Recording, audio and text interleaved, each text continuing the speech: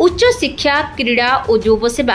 ओडिया भाषा साहित्य और संस्कृति विभाग मंत्री श्रीजुक्त सूर्यवंशी सूरज दिनिकिया गस्तरे गंजाम जिला हिंजिड़ीकाटु ब्लॉक अंतर्गत लोककला नंदिक ग्राम में पहुंची सेठारे एक नूतन नाट्य मंडप परिसर मध्य एक सभा आयोजन होइथिला।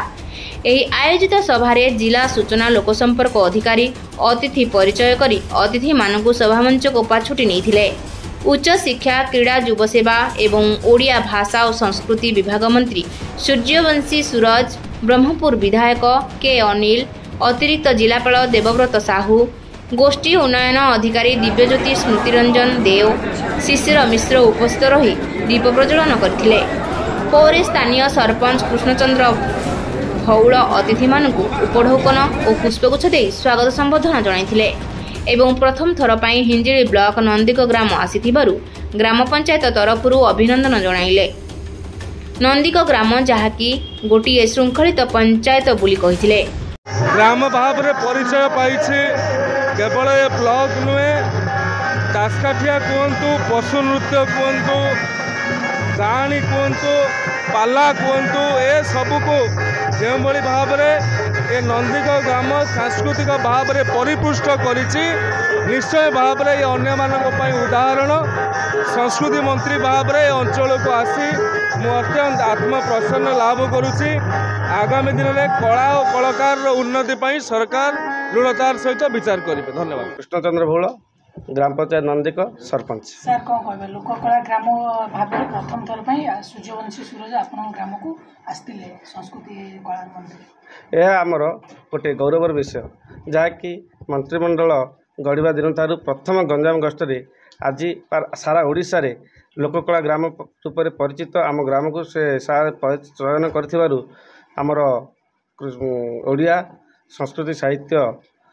सूरजवंशी सार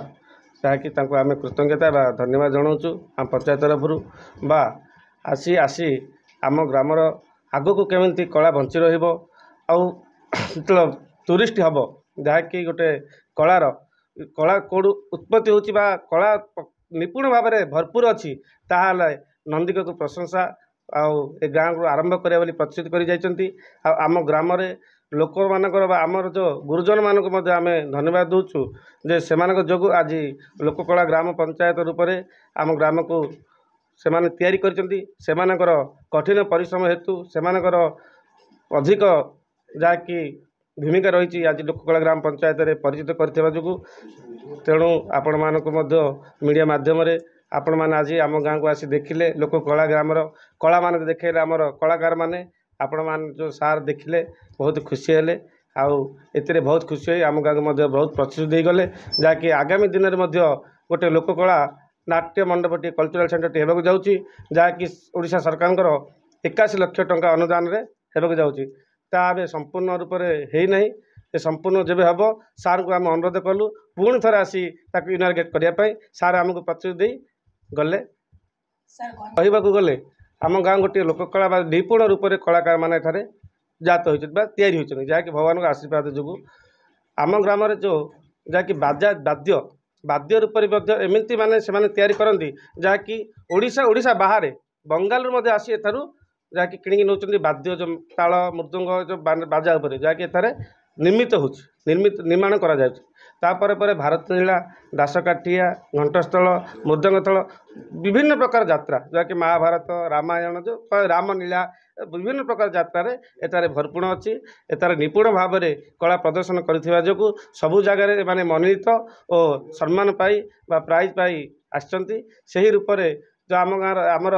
भारत ओडिशार 314 ब्लॉक मध्यरु आम हिंजिली ब्लॉक नंदिक ग्राम पंचायत को लोककला ग्राम रूप में चयन करछंती। तेणु ओडिशार माननीय मुख्यमंत्री को आम कृतज्ञता ज्ञापन करूँ धन्यवाद दूँ। गर्व मन करुच्ची जहाँकि ए ग्राम मु जन्म ग्रहण करिछि गोटे एते सुंदर गाँ बा लोककलार जो निपुण अच्छी ए ग्राम मु जन्म ग्रहण करिथिबा जोगु ग्रामर मु निजको धन्य मन करुच्ची जहाँकि पूर्व जन्म मु किछि तपस्या बा बड़ किछि धर्म करथिली ए ग्राम मु जन्म ग्रहण हिंजिड़ीकाटू कृष्णचंद्र सामंतराय रिपोर्ट रूपाथालिया न्यूज।